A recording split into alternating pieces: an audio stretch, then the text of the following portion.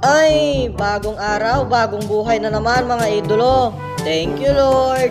Dahil napakainit at uso ang high blood, kaya nagluto ako ng crispy pata. Subukan nyo nga rin magluto niyan mga idolo para kita-kita na lang tayo sa next live. Joke lang po. Sa mga oras nga na yan ay naglalakad na ako dahil papunta na ako ng market dahil bibili ako ng store. Sige nga, subukan mo. Naalala ko nga dati, nangangarap lang akong makapagtrabaho sa ibang bansa. Pero napakabuti ng Diyos dahil dinala niya nga ako sa napakagandang bansa. At ito nga ay ang Korea. Kailangan talaga magtiwala lang tayo kay Lord dahil higit pa sa inaasahan natin yung kaya niyang ibigay. Kaya huwag tayong susuko sa buhay. Labanan mo ang iyong problema. Sa mga oras nga na yan ay isinabay ko na ding bilhin yung mga iba pang kailangan ko. Pagkatapos kong bilhin lahat ng mga kailangan ko, pumunta na nga ako ng counter para magbayad. Kunti nga lang yung nabili ko dyan sa loob dahil yung iba sa labas ko bibilhin. Bumibili na nga rin ako ng baboy na may paa, ay baboy na may karne, ay karne na may baboy, ay paa na may baboy. Basta yun na yun. At nakita ko na nga rin yung mga tropa pips ko dyan at naghahanap ng mga jojowain yung mga yan. Ay, idolo! Pagka-uwi ko nga, hinugasan ko na agad yung nabili kong baboy na may paa, ay paa na may baboy, ay baboy ng paa, ay hayan ka na naman. Diyan nga, pinaglaruan ko muna bago ko iluto para pag kinain namin, sasakit yung tiyan namin. Ay, joke lang po. Diyan nga, ay inihanda ko na yung mga kailangan ko kasi hindi niya na ako kailangan. Bahala ka sa buhay mo. Inislice ko na nga yung mga pampauttog dyan. Sinunod ko na nga rin yung bawang, tsaka luya. Tapos isusunod na kita. Joke lang po.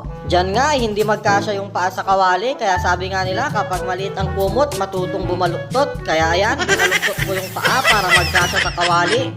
Diyan nga, ay pakukuluan ko na yung paa. Siyempre, isasabay na kita. Ay yung bawang, sibuyas, luya, paniki, kabayo, aso, pusa, kambing, paru-paro, kutsara, tinidor. Pero lagi mong tatandaan, ikaw lang ang mahal ko. Bahala ka sa buhay mo. Diyan nga, gagawa na rin ako ng sausawan. Napakahilig ko nga sa maraming sili, kaya maraming sili yung nilagay ko dyan. May naalala nga rin ako bigla nung nasa Pilipinas ako. Pag bumibili ako ng isaw, halos mapuno yung baso ng sausawan, tsaka ako iinumin. Ay, siyang ang tunay. After 1 million years, ay ayan na nga at malambot na.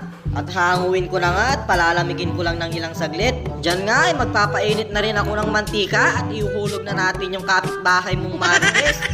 Ay, joke lang po. First time ko magluto ng crispy pata, kaya tignan na lang natin kung ano yung magiging resulta. Tsamba-tsamba na yan. Ay, siyang tunay. Paglabas ko nga, nakita ko na rin yung mga kasama ko at nagpe-prepare na rin sila ng mga pagkain nila. Ganito nga dito, tuwing Sabado at Linggo dahil ito lang yung araw ng aming pahinga. After 1,000 million years na, naluto na rin yung kabila kaya babalik na rin ko na rin. At yan nga, napakaganda na nga ng kulay. Kapag nagpiprito nga kami ng karne ng baboy, binubuhusan namin ng tubig para lalong lumutong. Iniwan ko nga lang saglit yung niluluto ko at binisita ko si Pampu dahil alam ko nagugutom na yan dahil hindi pa yan kumakain mula nung umaga.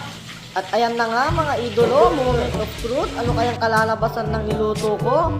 Kumuha na nga rin kayo ng kanin mga idolo at ako nang bahala sa ulam, hati-hati na lang tayo dito at napakarami nito.